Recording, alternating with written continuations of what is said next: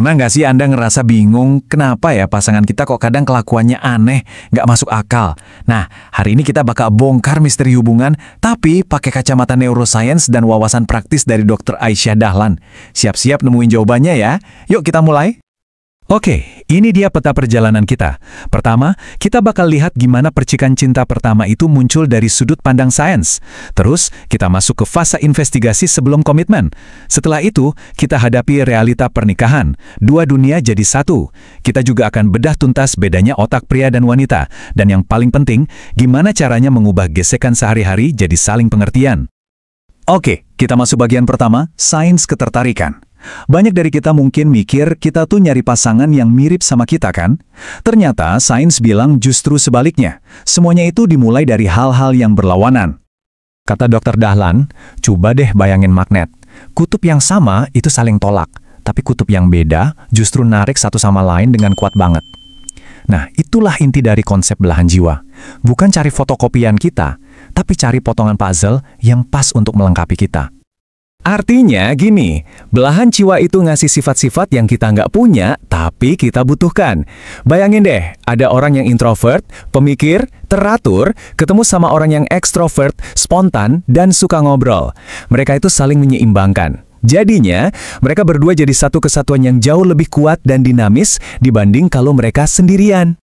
Nah, setelah ada percikan cinta, kita masuk fase kedua, data dan komitmen. Ini adalah tahap investigasi yang super penting, di mana kita ngumpulin informasi buat bikin keputusan yang benar, bukan cuma modal perasaan doang. Dr. Dahlan menekankan pentingnya kita jadi semacam profiler. Maksudnya, kumpulin data objektif dari teman dan keluarga pasangan. Kenapa? Soalnya pas kita lagi kasmaran, penilaian kita itu seringkali jadi nggak objektif. Fakta dari orang lain itu bisa jadi penyeimbang yang kita butuhin banget. Nah, ini nih yang seru. Otak kita sendiri itu kayaknya sengaja ngelawan misi pengumpulan data ini. Waktu kita jatuh cinta, hormon dopamin itu banjir di otak kita, bikin semuanya kelihatan indah. Pernah ngerasa gitu kan?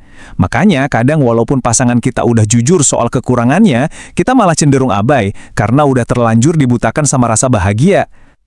Oke, Anda sudah berkomitmen. Dan sekarang, realita yang sesungguhnya dimulai. Menggabungkan dua kehidupan yang beda total.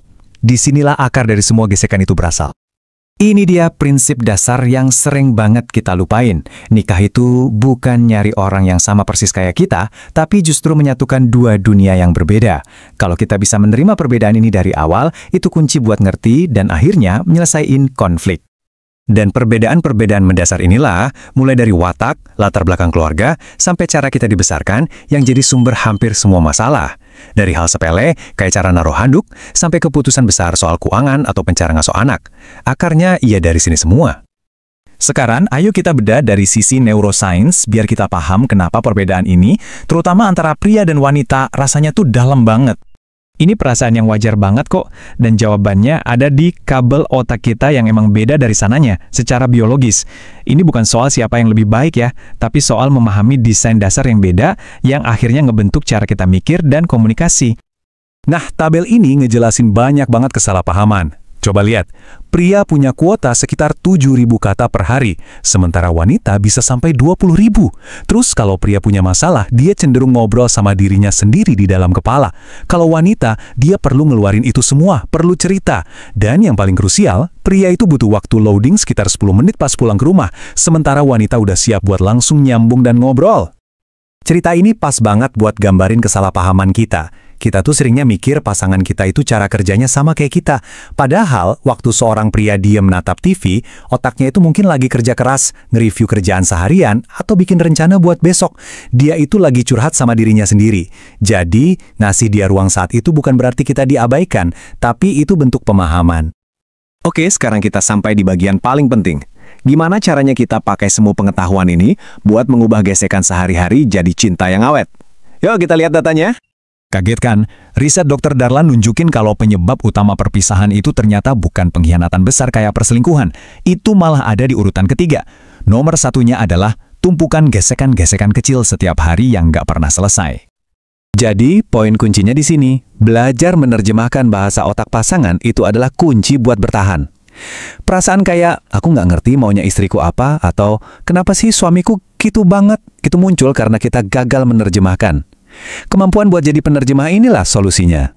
Nah, ini salah satu alat praktis dari Dr. Dahlan buat jembatanin komunikasi pas seorang wanita lagi bete. Hampir semua wanita kalau ditanya, "Kamu marah?" jawaban pertamanya pasti enggak. Tapi di dalam hati, dia pengen banget Anda nanya lagi. Pertanyaan kedua bakal bikin pertahanannya sedikit luluh, dan di pertanyaan ketiga, biasanya dia udah siap buat cerita apa yang sebenarnya dia rasain. Pada akhirnya, semua ini bukan cuma sekedar informasi loh. Ini adalah kacamata baru buat ngelihat orang yang paling kita cintai. Pertanyaannya sekarang bukan lagi kenapa pasangan Anda berbeda, tapi bagaimana Anda akan pakai pemahaman ini buat ngubah cara Anda ngobrol sama dia nanti malam. Perubahan kecil dalam cara Anda bertanya bisa ngubah segalanya.